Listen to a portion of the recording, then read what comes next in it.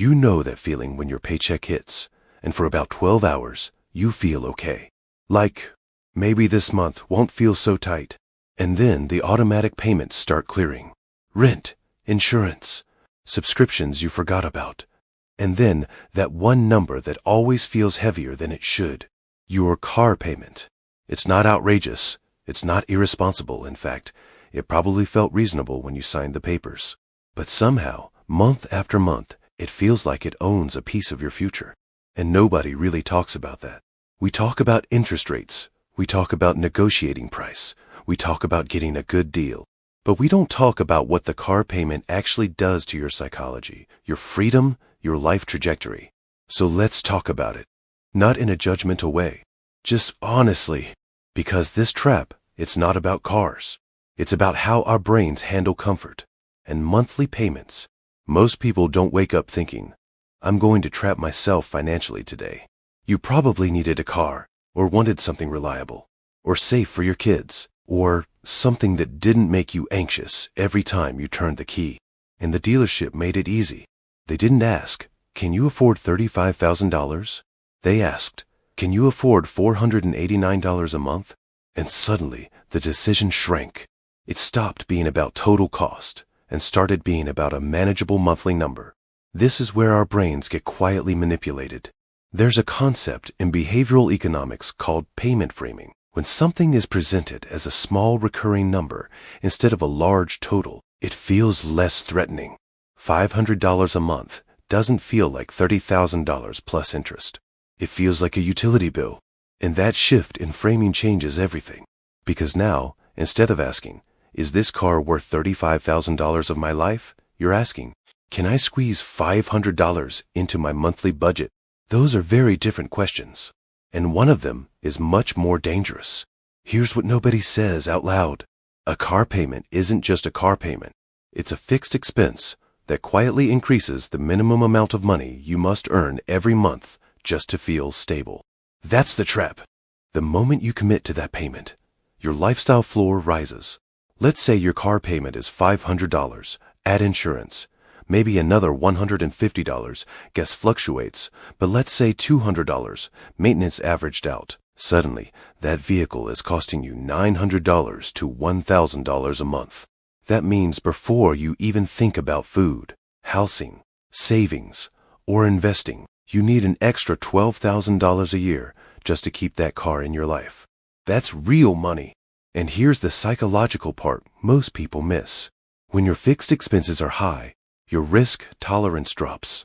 You're less likely to switch jobs, less likely to start a side project, less likely to negotiate harder at work, less likely to take a temporary pay cut for long-term growth.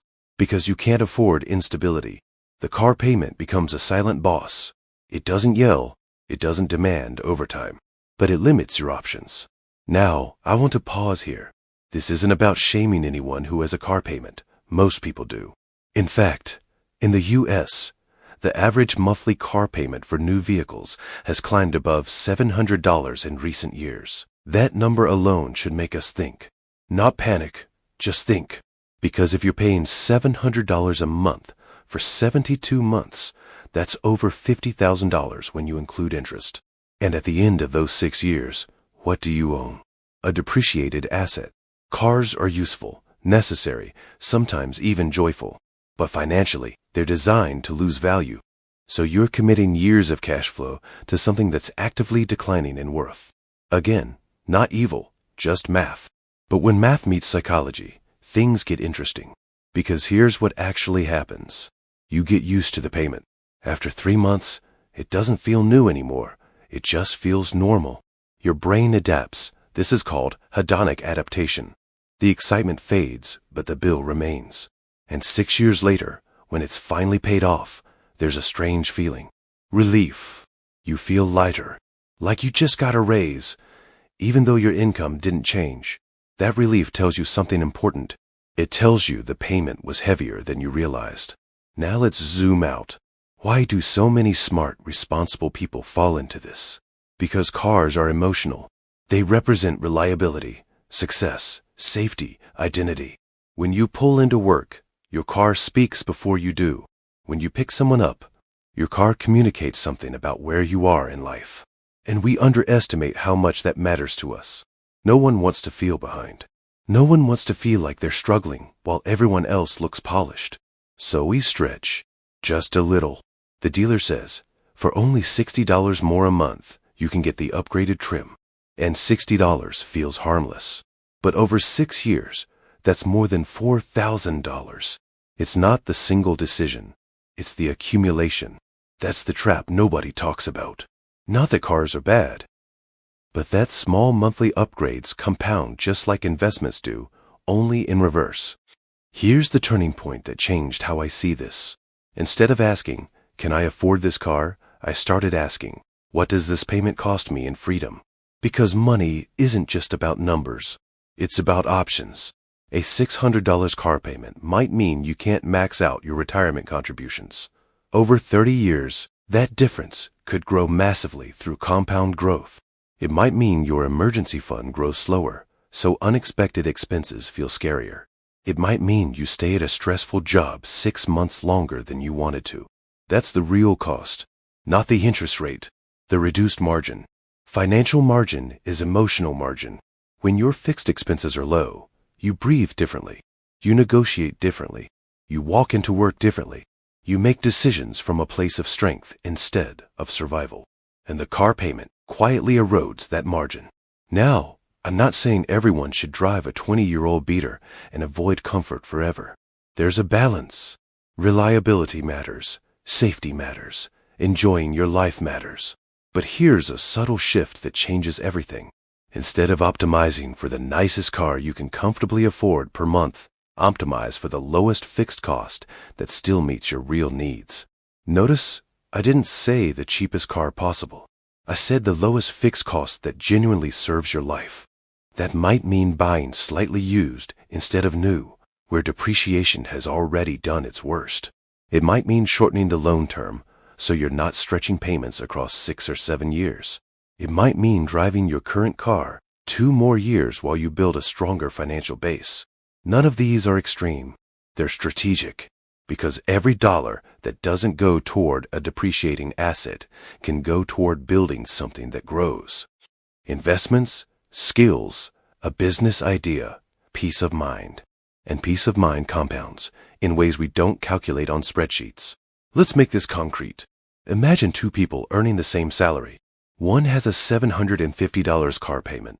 The other drives a reliable used car with no payment. That's a $9,000 difference per year in cash flow. If the second person invests that difference consistently over time, even at modest returns, the gap between them widens every year. But here's the deeper part. The second person also has lower stress during layoffs, more flexibility if they want to move cities, more room to help family, more confidence in negotiations. It's not just net worth, it's emotional resilience, and that's rarely discussed when we talk about vehicles. If you already have a car payment, this isn't about regret. Regret is expensive. Awareness is useful. Maybe you keep the car and simply decide not to roll negative equity into the next one. Maybe when it's paid off, you keep making payments to yourself into savings instead of upgrading immediately. That single decision can quietly change your trajectory. And if you're shopping for a car right now, just slow the frame down. Ask yourself the bigger question. Not, what's the monthly payment? But, how much of my future income am I willing to commit to this? That question feels heavier. Because it is. But it's also honest. There's something powerful about lowering your baseline. When your life requires less to function, everything feels more optional. You don't need the promotion as desperately. You don't need overtime as urgently. You don't panic when the economy shifts. That doesn't mean you stop striving. It means you strive from stability instead of fear. And ironically, that often leads to better outcomes. The car payment trap isn't about being irresponsible. It's about how easily fixed expenses sneak into our lives, disguised as convenience. Monthly payments feel small, but they stack. And stacked obligations shrink freedom.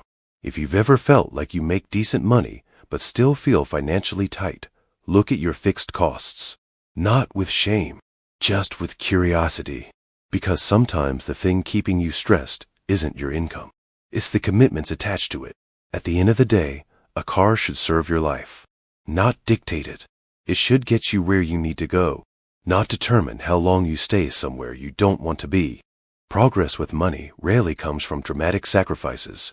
It comes from small structural decisions repeated over time. A slightly cheaper car, a slightly shorter loan, a slightly longer hold before upgrading.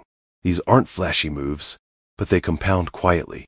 And one day, you wake up and realize you have options.